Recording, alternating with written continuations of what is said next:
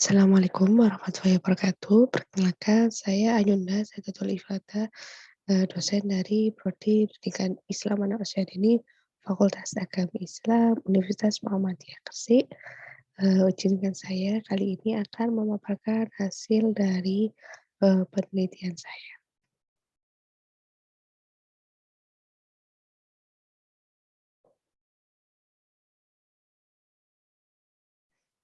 Ya, yang pertama, eh, judul dari penelitian saya adalah metode pengembangan bahasa anak usia dini masa pandemi COVID-19. Pendahuluan yang pertama adalah stimulasi bahwa anak usia dini, yaitu rentang usia 0 sampai 6 tahun, eee, sangat penting untuk diberikan stimulasi. Karena anak pada usia itu perkembangan otaknya sangat berkembang dengan pesat. Dengan adanya stimulasi-stimulasi tersebut, perkembangan otak yang sangat pesat ini akan sangat-sangat terbantu daripada yang tidak distimulasi sama sekali. Salah satu pengembangan atau bidang pengembangan yang dikembangkan dan sangat perlu dikembangkan adalah pengembangan bahasa, di mana bahasa adalah jadi, salah satu alat atau media untuk kita berkomunikasi dengan orang lain. Ketika kita tidak memiliki kemampuan berbahasa, maka, tentu saja komunikasi kita dengan orang lain juga akan terhambat. Kemudian dengan adanya pembelajaran daring, di mana untuk tahun ajaran yang 2001, 2020, 2021, 2021, di mana ada, apa namanya, SK bersama 4 menteri yang memutuskan tentang perpanjangan kegiatan belajar mengajar secara daring. Ya, hal ini menjadi salah satu Eee, struggle dari guru atau pendidik untuk anak usia dini, di mana untuk anak-anak, pembelajaran daring ini, eee, menjadi kurang disukai karena mereka biasanya datang ke sekolah bisa main bersama temannya, bisa bermain, dan berinteraksi dan juga guru juga ketika mengajar juga bisa berinteraksi secara langsung, face to face, bisa tahu bagaimana emosi anak pada saat datang, bisa juga mengenali tingkah laku anak ketika ada di sekolah. Dengan adanya pembelajaran daring, maka, ada, eee, keterbatasan guru untuk bisa berinteraksi dengan anak usia dini.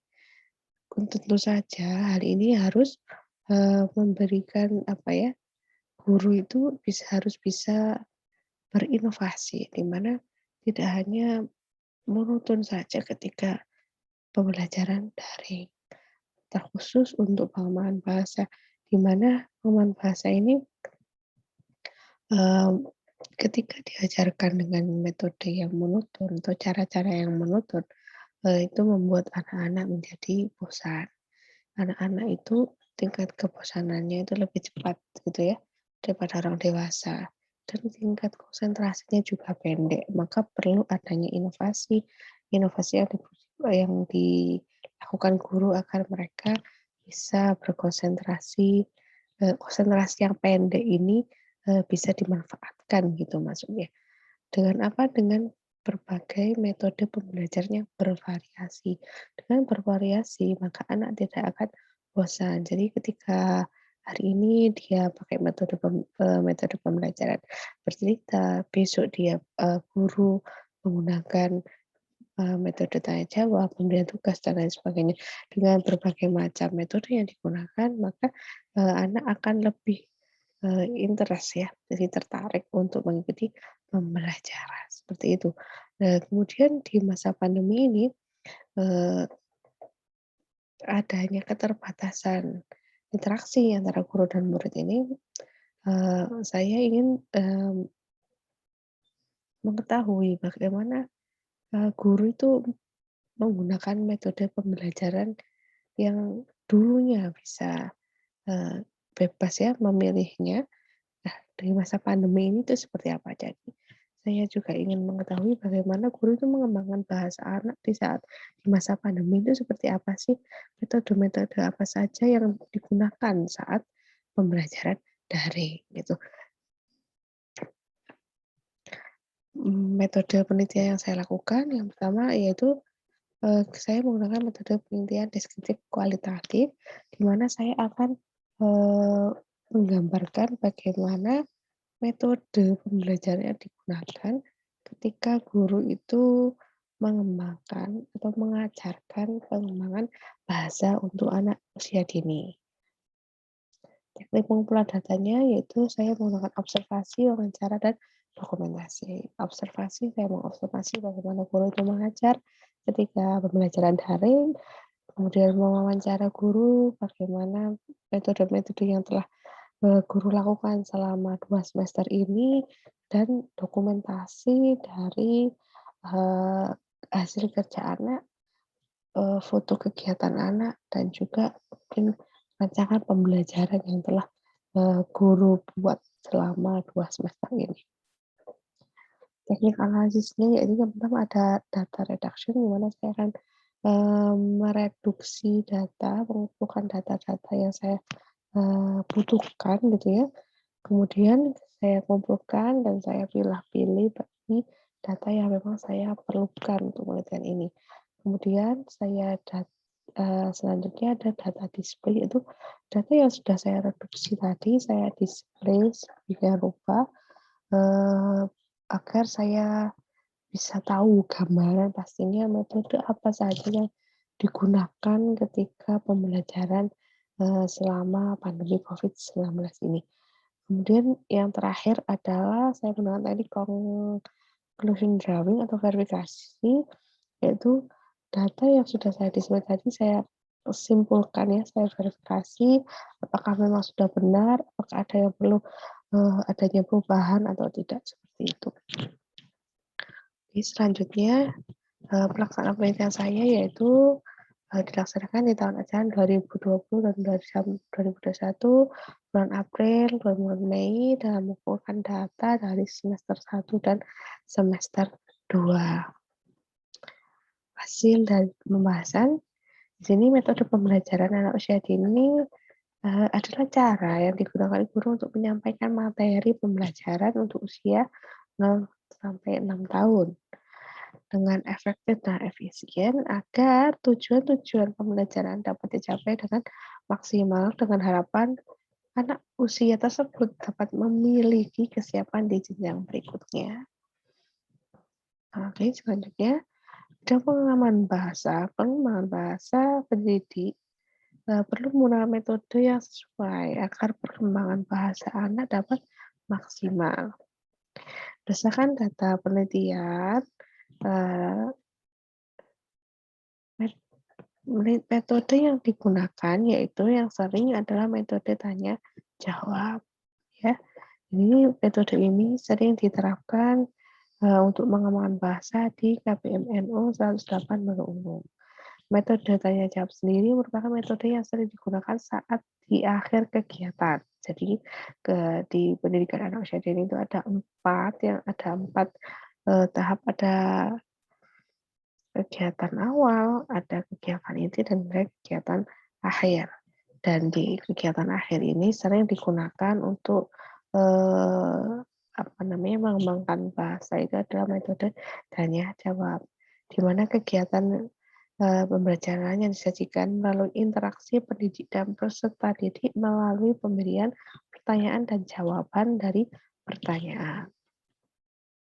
Kemudian, pada penelitian yang lain yang dilakukan oleh Pasanea, Sujana, dan Negara, melalui metode tanya jawab, perkembangan bahasa anak akan meningkat sehingga alat ucapnya terbiasa untuk berbicara dan mendorong anak untuk berani bertanya. Hasil penelitian yang dilakukan oleh Puspita Sari, diperoleh hasil bahwa penerapan metode tanya jawab dapat memecahkan masalah dalam hal pertanyaan dari guru yang diterima oleh murid. Jadi, metode tanya jawab ini juga bisa mengembangkan pengembangan bahasa secara efisien, seperti itu. Seperti yang digunakan digunakan oleh KPMNU 118.